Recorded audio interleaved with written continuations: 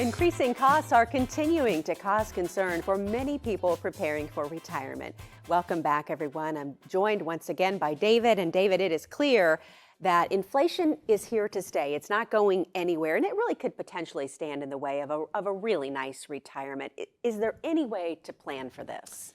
Yeah, whenever we do TV or we have a radio show, we'll ask individuals when you come and sit down with one of our advisors, please bring with you your financial plan. David, no problem, we'll bring our financial plan. You know what most people bring to our office, Amy?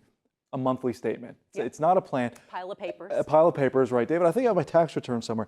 And all that's great, but monthly statements are all about the past. Financial plan is all about the future. So the few that do bring in financial plan, I'm reminded of a story. Husband and wife, they were 65 years old. They saved about $1.5 million for retirement. They showed me their financial plan, and all the way out to age 95, they would still pass on $1.3 million to their kids.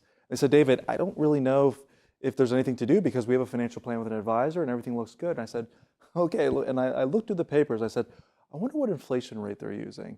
When I looked at the plan, they were using a 2% inflation rate.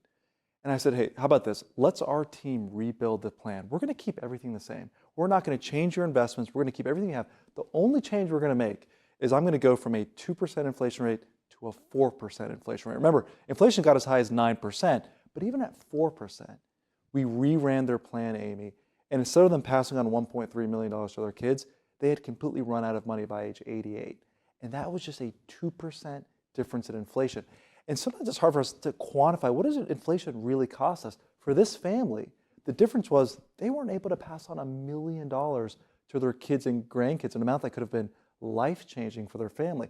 So the real cost of inflation for that family was over $1 million. And so I think preparing for retirement, it really starts with a plan. I mean, you've got to make sure that your plan, number one, is updated to really the new world that we're living in. That had to be an aha moment for them when